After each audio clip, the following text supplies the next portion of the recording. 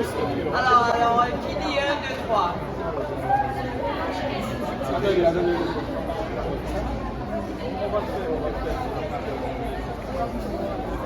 Ça va? Oui, mais vous voulez avoir la place, madame. Oui, Et le ministre de l'Agriculture. attention.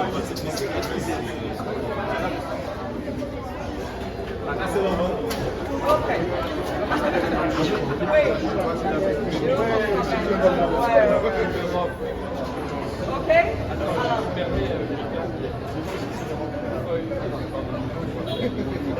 Alors, c'est d'autres choses quand même. Des feuilles, des fleurs. Alors, on est là. Concentré. Alors, on y va maintenant. 1, 2, 3. Ça ne passe pas. Alors, bravo.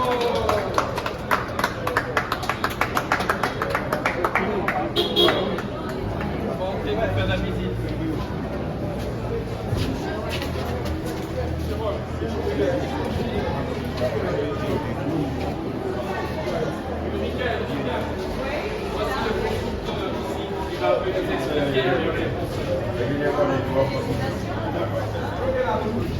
Alors, expliquez un peu le concept, merci beaucoup. Le concept de ces comptoirs avec coffre. Oui. Donc, ce sont des comptoirs de rock. Ici, les maçons peuvent utiliser cet espace-là pour stocker les produits et puis on peut les exposer ici pour permettre des acheteurs de venir acheter. Voilà. Ce que je voudrais vous expliquer, c'est que le concept de ce marché, c'est pour renforcer les échanges commerciaux avec toutes les marchands. Et traditionnellement, le marché a lieu ici le jeudi.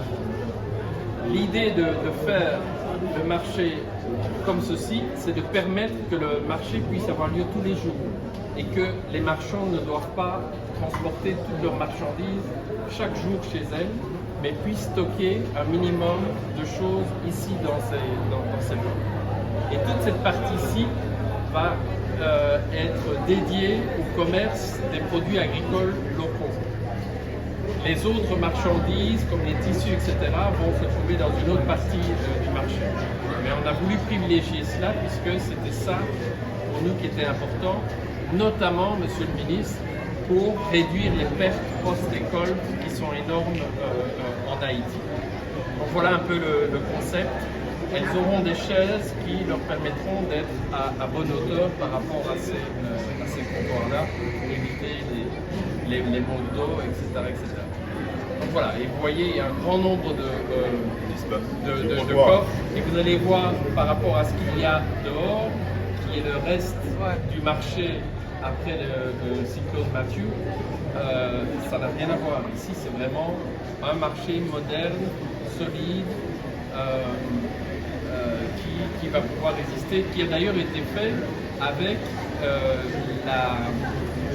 la complicité, si je puis dire, de personnes que nous avons formées en normes parasismiques et paracycloniques, qui ont été impliquées également dans l'élaboration de ce marché. Monsieur Roch. Combien?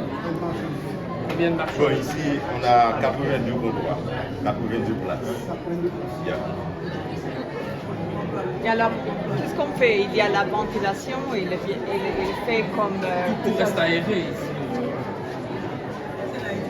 On va aussi mettre une ou deux pièces transparentes Pour faciliter la luminosité. Bon, très bien. Pour les marchands, mais la majorité sont des femmes.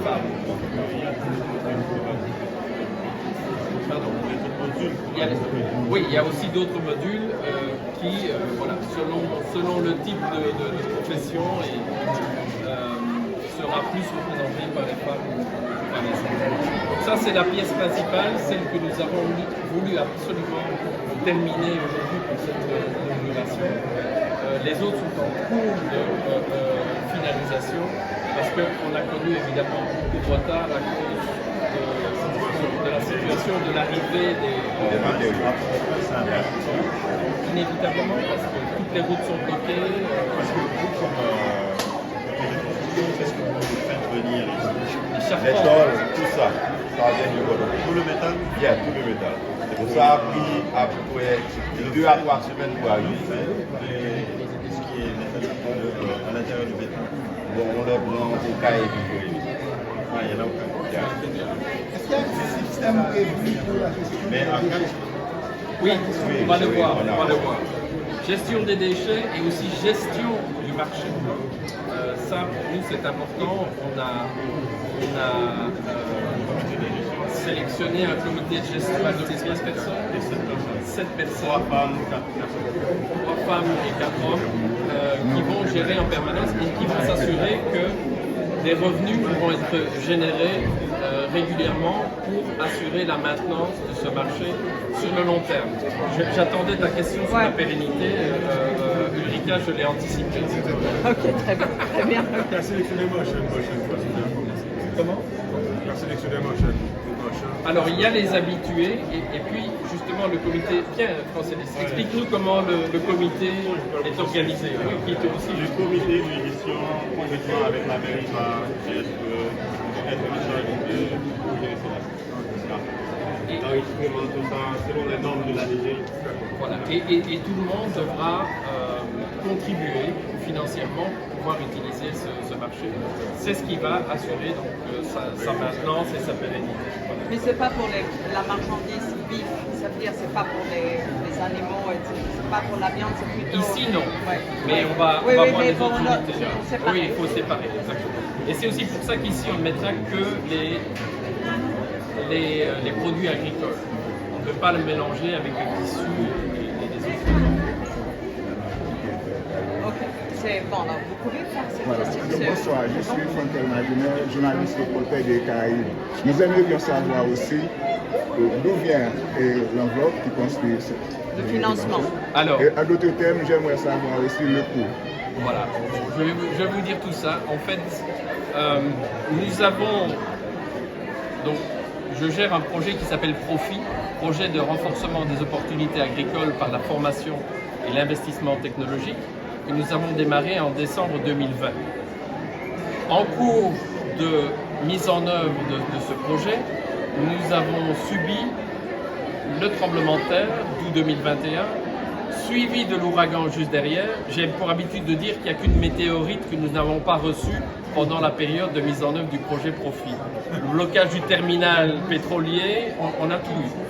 Mais nous avons retroussé nos manches, nous n'avons pas voulu abandonner et nous sommes retournés près de notre bailleur de fonds pour voir s'il n'aurait pas une enveloppe supplémentaire pour pouvoir continuer à mettre en œuvre dans les mêmes conditions qu'avant le tremblement de terre. Et ils nous ont donné une enveloppe supplémentaire et nous avons donc développé un volet supplémentaire qu'on appelle Profit Urgence, qui nous a permis de réhabiliter certaines routes, de former des agents de la construction en normes parasismiques et paracycloniques, de réhabiliter tout le mur de la ferme de Lesson, qui jadis était un centre de formation agricole connu dans tout le pays et réputé dans tout le pays. Et avec les restes de ce projet, nous avions fait 6 études architecturales pour les 5 marchés des communes que nous couvrons, à savoir Moron, Chambellan, Dame-Marie, Anzeno et les Irois, plus le marché de Boucan. Donc nous avons fait une étude architecturale pour les 6 marchés, mais nous n'avions les fonds que pour un seul marché. Et encore, pas tout à fait. Donc nous nous sommes retournés vers notre partenaire, le Programme alimentaire mondial, qui est ici présent également. Je cherche la tête de Clément, qui n'est pas... Il est là, il est là. Il est là, voilà.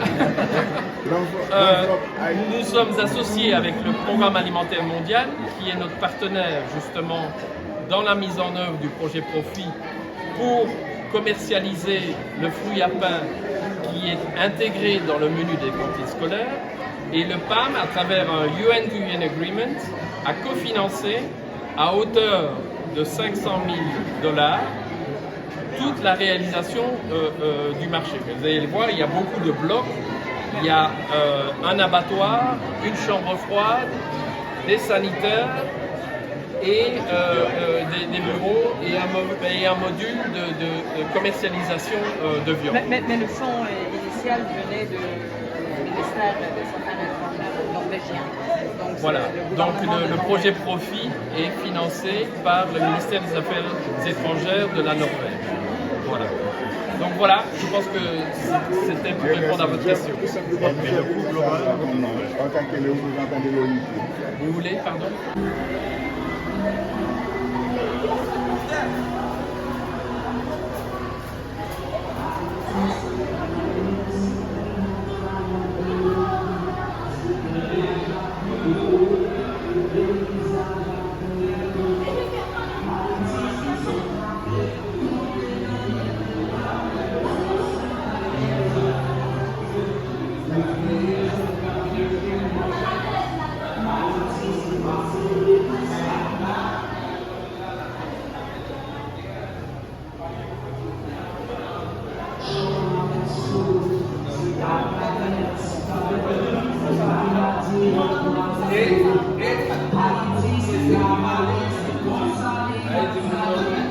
Thank you.